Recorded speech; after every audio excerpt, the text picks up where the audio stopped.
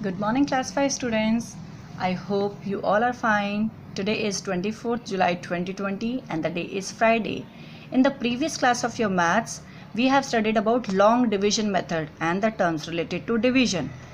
In today's class, we will learn how to estimate the division. Before going to estimation, let us review how to round off numbers to nearest 10. So here I have drawn a number line from 0 to 100 with the skip counting of 10. Every next number is after 10. 10, 20, 30, 40 and so on till 100. I have taken 4 different numbers with the help of which you will understand how to round off numbers nearest 10. Let us begin. Students, if you look at 2-digit number, that is 72, it is ones and tens place. So I have to round off these both places. 72, if you look, it lies between 70 and 80, isn't it? Now, the midpoint of 70 and 80 is this, and this might be the number 75. Since 72 number is less than 75, so it will move to 70. 75 या 75 से ज़्यादा वाला number 80 में चले जाएगा, 80 बन जाएगा, and less than 75 number will become 70. So this 72 will become 70. This is called rounding the numbers. Next is a 3-digit number. Here also we have to focus on the first 2 digit, that is ones and tens place, because rounding off has to be done to nearest 10. So focus on the tens place and the previous place. Look at 44. This lies between 40 and 50, but the midpoint of 40 and 50 is 45 and 44 is less than 45. It will round off to 40. 44 will become 40 and 1 will be written same. So new number is 140. That is the estimated number. Next is a 4-digit number. Here also we will focus on the 2-digit number. Why? Because it is nearest 10. So we will take ones and tens place. 67 lies between 60 and 70. And the midpoint of 60 and 70 is 65. You can see this 67 number is more than 65, the midpoint. So it will move to the next one. The next tens here is 70. Round off to 70. Rest of the digits will be written same. 3, 8, 67 becomes 70. This is the rounded number, 3870. Again we have a 4-digit number, but we will focus on the last 2 digits, ones and tens. 85 is the midpoint of 80 and 90. It is neither nearer to 80 nor to 90. 85 तो बीच में है, तो बीच वाला जो number होता है 85 will go to the next tens, जो कि 90 हो जाएगा. So the number will be 6090. Okay, 85 becomes 90, it is 6090. Based on this understanding, we will do exercise 4.4 of your book. I have opened page number 46 of your maths book. This is exercise 4.4. On the basis of our learning, we will do question number 1. What is it? Estimate the quotient by rounding off each number to nearest 10. Every number has to be a round off to nearest 10. The way I have taught you right now. Next question is also find the actual quotient and remainder. We have to find the actual division as well as the estimated division. The ticked parts are has to be done by you. These are the homework. Rest parts your teacher has done. How? Let me show you. This is your maths notebook. I have put today's date. Let me show you.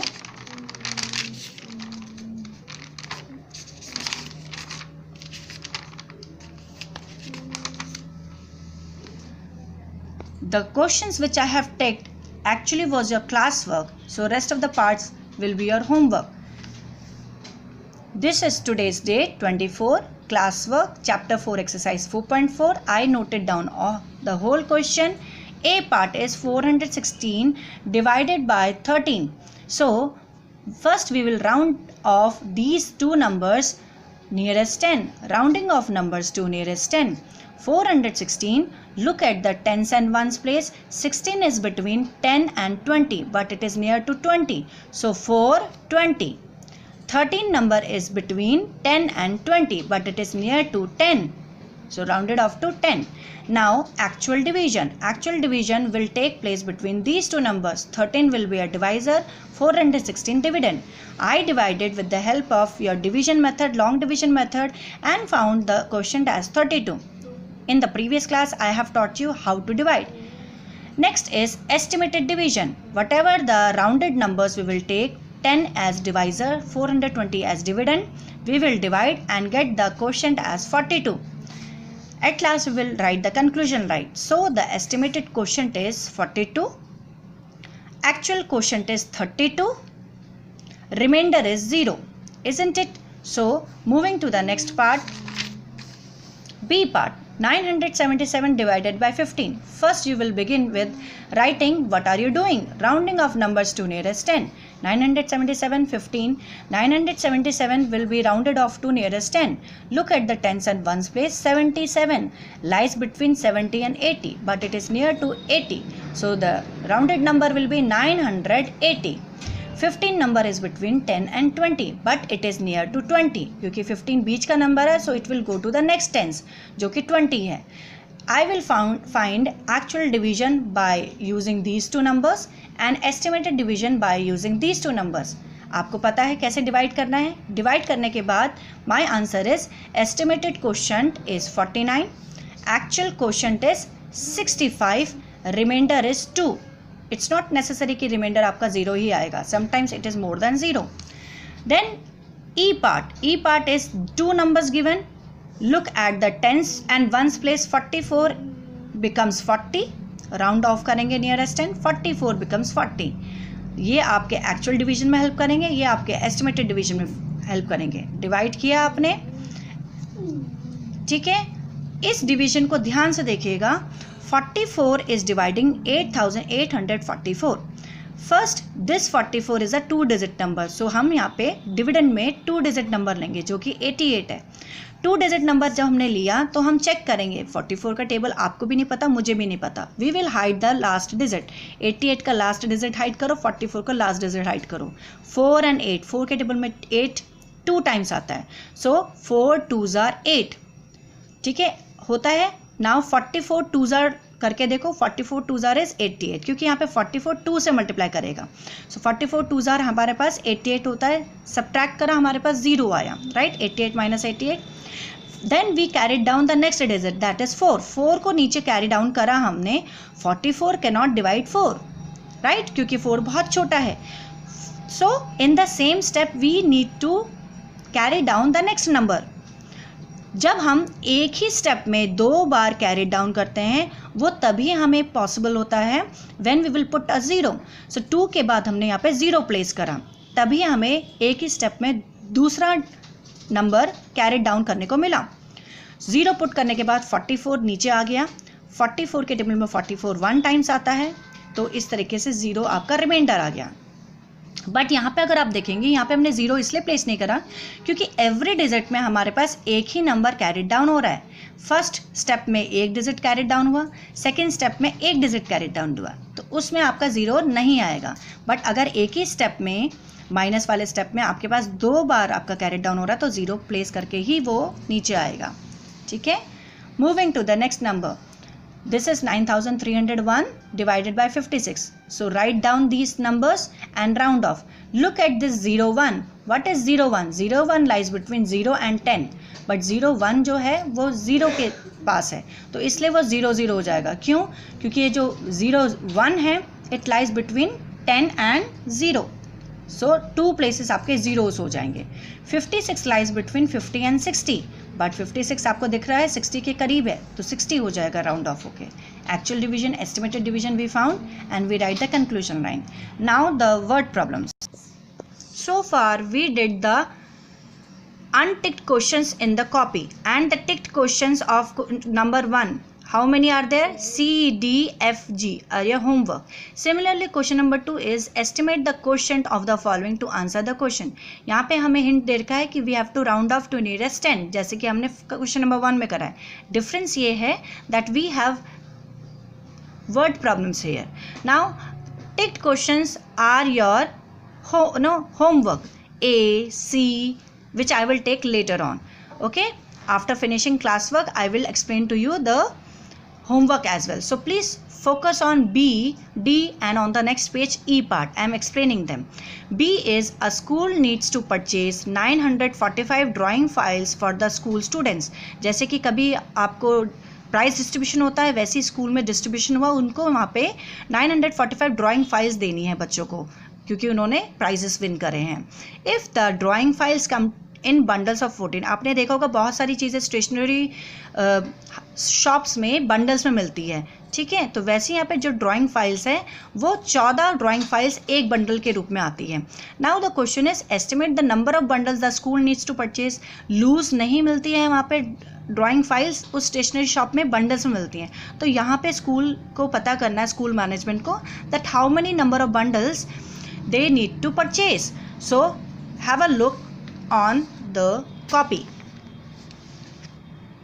Number of drawing files needed 945. बच्चों ने prices win करें, उनको drawing files मिलेगी. Number of files in a bundle, shopkeeper के पास एक bundle में कितनी files है 14. नंबर ऑफ बंडल्स नीडेड, तो हमें कितने बंडल्स चाहिए स्कूल को, वी विल डिवाइड, क्योंकि 14 ड्राइंग फाइल्स का ग्रुप है शॉपकीपर के पास, हमें चाहिए 945. तो हमें चेक करना है 14 फिर आपका आ गया 28, इस तरीके से 945 कितने बंडल्स में हो रहे हैं. इन दैट केस जब हमें ग्रुप बना के काउंट करना पड़ रहा है, so we have to divide. Show division, rounding off nearest 10, 945 हो गया 950, 14 बिकम्स 10. अभी मैंने आपको सिखाया कैसे. जब आप डिवाइड करेंगे, डिवाइड डायरेक्टली कैसे डिवाइड करोगे, 0 कैंसिल हो जाएंगे, राइट. मैंने कैंसिलेशन आपको प्रीवियस क्लास में बताया था. 0 will cancel, what will be left, 95 divided by 1 and 95 divided by 1 क्या होगा 95, ठीक है ना. 1 किसी भी नंबर को डिवाइड करने पर वही नंबर एज अ आंसर देता है, ठीक है. So we have written the conclusion line, the school needs to purchase approx 95 bundles of drawing files. ये अप्रॉक्स वर्ड तब यूज़ होता है जब हम एस्टिमेट करते हैं. वी हैव एस्टिमेटेड हेयर, इसलिए हमने अप्रॉक्स वर्ड लिखा है. आप इस अप्रॉक्स वर्ड का तभी यूज़ करोगे जब आप राउंड ऑफ करते हो नंबर्स को. Moving to the next question, that is D part. 1479 guest are invited for a wedding. Wedding में जब हम इन्विटेशन देते हैं बहुत सारे गेस्ट होते हैं. If 40 guest can be accommodated in 1 block of resort, तो उस वेडिंग में क्या हुआ, 3 दिन का प्रोग्राम था, तो वो गेस्ट को कहीं पे ठहराना भी था.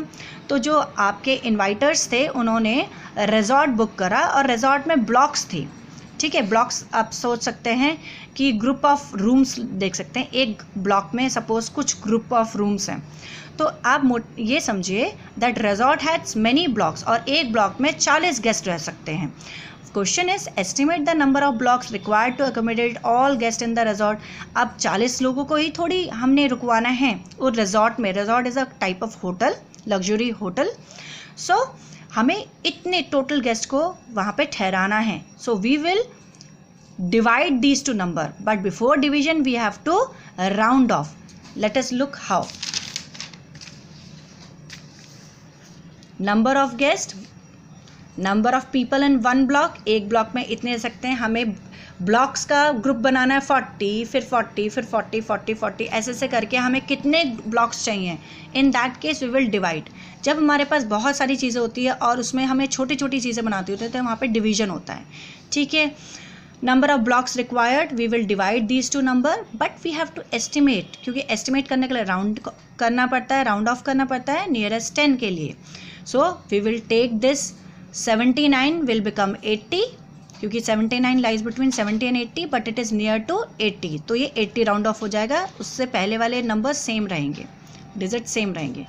40 तो टेंस में ही है, तो 40 का 40 रहेगा. 40 लाइज बिटवीन, किसी के बीच में नहीं वो लाई करता है, 40 में ही लाई करता है, तो 40 हो जाएगा.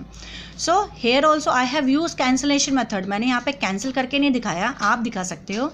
0 if you cancel what will remain, 148 and 4. So 148 and 4 remain हुआ जब हमने पीछे पीछे के 0 कैंसिल कर दिए.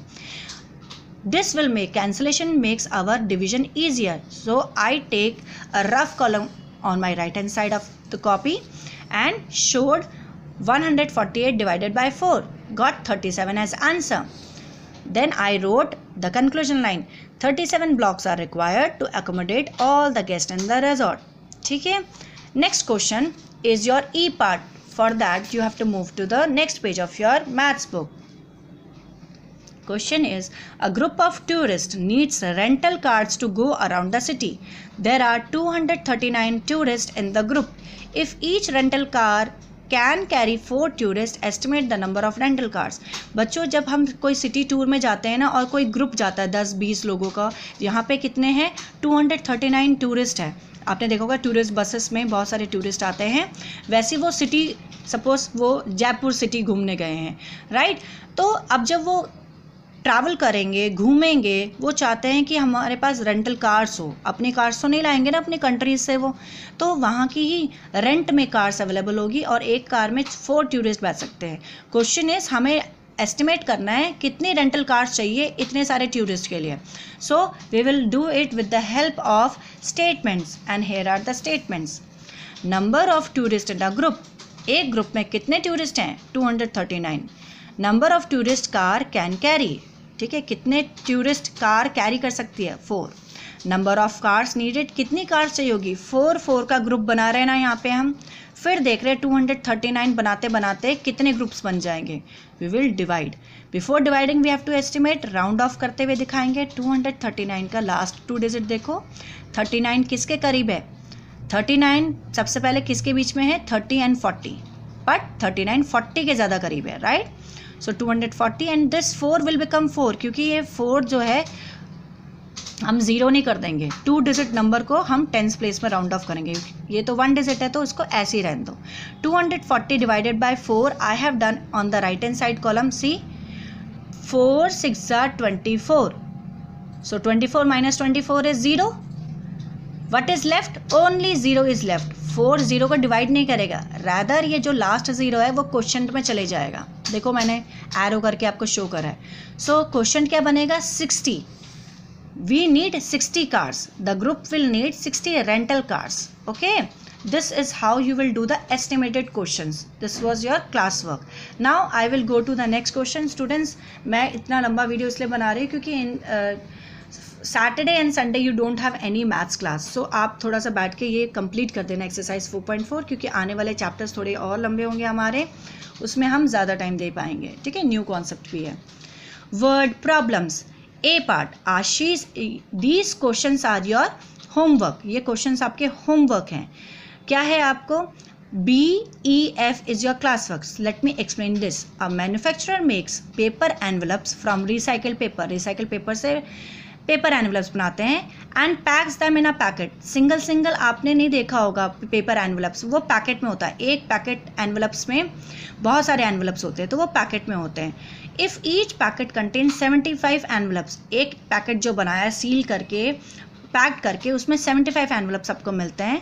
Question is, how many packets the manufacturer may need to pack this many such envelope. अगर उसने रिसाइकल्ड पेपर से इतने सारे एनवलप्स बनाए हैं और एक पैकेट बनाते वक्त उसको 75 एनवलप्स उसमें डालने पड़ते हैं, तो इतने सारे एनवलप्स के लिए उसको कितने पैकेट बनाने पड़ेंगे. So look at the answer. Number of envelopes 6375. Number of envelopes in each packet 75. तो हमें 75 एनवलप्स का ग्रुप बनाना है. फिर देखना है 6375 एनवलप्स कितने ग्रुप में ख़त्म होते हैं. तो हम ऐसे करने पर तो नहीं बैठेंगे. We will take shortcut method using the operation division. यहाँ पे ध्यान देना है आपको. यहाँ पे हमें वर्ड प्रॉब्लम करना है, एस्टिमेट नहीं करना. तो यहाँ पे राउंड ऑफ नहीं करना है. Okay, we will take this 75 as a divisor, 6375 as dividend. देखो यहाँ पे मैंने सॉल्व किया है. Same method I will use. मैंने प्रीवियस क्लास में आपको बताया था ना आपको ना मुझे पता है 75 का टेबल. तो हम क्या करेंगे, 75 के लिए 2 डिजिट नंबर चेक करेंगे. 75 एंड 63. 63 तो छोटा है, 75 के टेबल में आएगा ही नहीं, क्योंकि 75 के टेबल में 75 या 75 से ज़्यादा नंबर आते हैं. So we will take 3 digit number. 637. 637 का लास्ट डिजिट हाइड करो एंड 75 का लास्ट डिजिट हाइड करो. आपको क्या मिलेगा? 7 एंड 63. 7 के टेबल में 63 9 टाइम्स आता है. तो मैंने यहाँ पर ट्राई करा 75 9 टाइम्स कितना होता है. अब देखो बच्चों, एक आपको कॉमन सेंस ये लगाना है कि ये 5 है. जब 5 मल्टीप्लाई करेगा किसी नंबर को तो कैरी तो देगा, और ये 7 एग्जैक्टली 9 टाइम्स 63 कर रहा है। तो अगर मैं यहाँ पे 75 9 टाइम्स करती हूँ ना, 9 5 45, 4 देखो कैरी आ रहा है, 9 7 63, 63 प्लस 4 होता है 67। 675 तो यहाँ पे फिट नहीं होगा क्योंकि 637 हमारा छोटा है 675 से।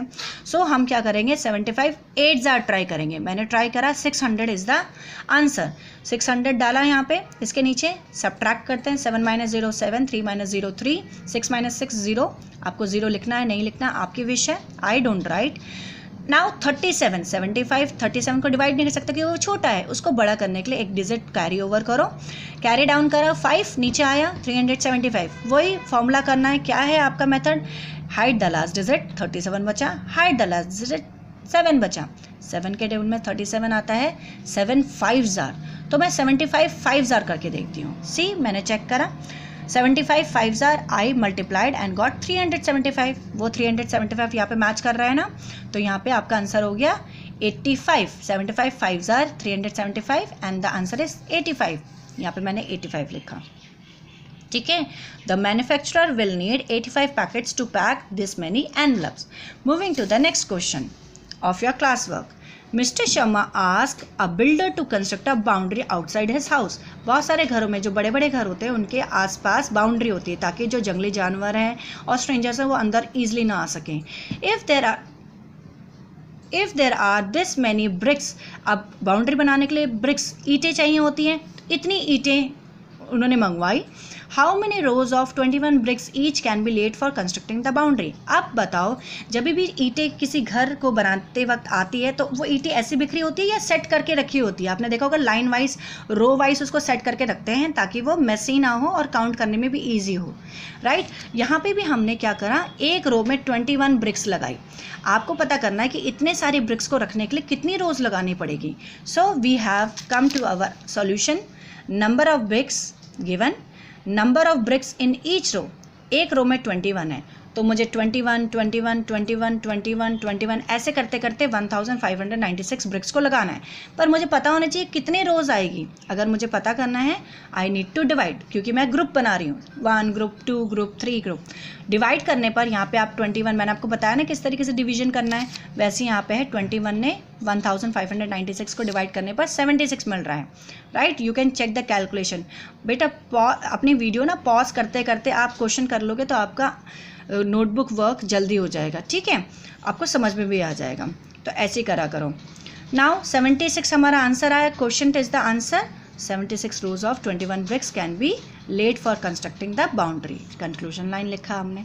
नेक्स्ट क्वेश्चन पढ़ते हैं। मेन फोकस मेरा है वर्ड पर, आपको समझ में आए कि हम क्या कर रहे हैं। Moving to the next question. A factory produces this many pencils in 15 days. आपको पता है फैक्ट्री में हर दिन बहुत सारी पेंसिल्स बनती है, तो एक फैक्ट्री ने बताया, अपना रिकॉर्ड डेटा बताया, 15 डेज में हम इतनी सारी पेंसिल्स बना देते हैं। हमें बताओ कि हम 30 डेज में कितनी पेंसिल्स बना सकते हैं। How many pencil can it produce in 30 days. So पहले इस टाइप ऑफ क्वेश्चन के लिए हमें क्या करना है, पहले हमें ये तो पता चले एक दिन में कितनी पेंसिल्स बनती हैं।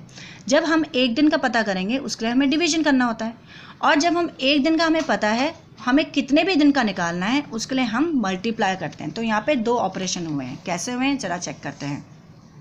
See, number of pencils produced in 15 days, ये हमने लिखा। कितनी थी? 3750, ठीक है। Number of pencils produced in 1 day, 1 day निकालने के लिए इन दोनों को डिवाइड करना पड़ेगा। डिवाइड किया, 250 मिला। यहाँ हमने डिवीजन दिखाया है। लास्ट में मेरा 0 रह गया था तो मैंने 0 को कैरेट ऊपर ले गई मैं क्वेश्चन में, जैसे कि मैंने पहले भी किया था, ठीक है। आप चेक करेगा इसको किस तरीके से हमने 15 के टेबल को यूज़ करके किया है। सो 1 डे में इतनी सारी पेंसिल्स वो प्रोड्यूस करता है। अब क्वेश्चन 1 डे का नहीं पूछा, अब क्वेश्चन पूछा कि 30 डेज में कितना करेगा। सो 1 डे को मैं अगर 30 से मल्टीप्लाई कर दूँ, क्योंकि एक दिन में 250, नेक्स्ट दिन में 250, नेक्स्ट दिन में 250, 250 प्लस 250 प्लस 250, ऐसे करते करते 30 बार मुझे 250 प्लस करना है। सो रिपीटेड एडिशन को मैं मल्टीप्लिकेशन से रिप्लेस करती हूँ। तो मैंने 250 को 30 से मल्टीप्लाई करा, उसमें मैंने क्या स्मार्ट डिसीजन लिया, याद है आपको, जब हमारे पास 0 0 मल्टीप्लिकेशन में होते थे हम उसको साइड कर लेते थे। 2 0 का बन जाता है 100 हमने साइड कर लिया। इन 0 को हटा के हमारे पास क्या नंबर बचा, 25 एंड 3। 25 इंटू 3 करोगे बच्चों, 25 3 जार, देखो यहाँ पे मैंने करा है 75 यहाँ पे आया। और जब ये 75 100 से मल्टीप्लाई करेगा तो हम क्या करेंगे, सिंपली हम कॉमन सेंस अप्लाई करके ये 2 zeros पीछे लगा देंगे। याद है ना मल्टीप्लिकेशन में करा था। 75 100 हमारा पेंसिल्स हो गए जो 30 डेज में प्रोड्यूस होती है, और हमने कंक्लूजन लाइन में करा है। Now students, class work is done and homework questions are these questions, जिसमें मैंने आपको हिंट दे रखा है। ये सिर्फ हिंट है, आपको क्लास वर्क की तरह ही होमवर्क करना है। ये मैंने यहाँ पे थोड़ा सा आपको हिंट दे रखा है कि किस तरीके से 755 जो कि फर्स्ट क्वेश्चन के सी पार्ट में दे रखा है वो राउंड ऑफ करके 60 हो जाएगा, 18 राउंड ऑफ करके 20 हो जाएगा। लिखना आपको क्लास वर्क की तरह ही है, ठीक है। उसी तरीके से सेकेंड क्वेश्चन का A and C part which was your homework, वो मैंने आपको स्टेटमेंट्स जिसमें आपको थोड़ा सा दिक्कत होता है कभी कभी, वो मैंने उसको यहाँ पे लिखा हुआ है। बाकी कैलकुलेशन आप करोगे। RO का मतलब है राउंडेड ऑफ, आप शॉर्ट फॉर्म नहीं यूज़ करोगे, मैम कहता है ना। मैंने अब जस्ट आपको हिंट दिया कि राउंड ऑफ जब मैंने करा तो इस तरीके से, ठीक है। आप जब क्लास वर्क कर लोगे तब आपको ये होमवर्क अच्छे से समझ में आएगा।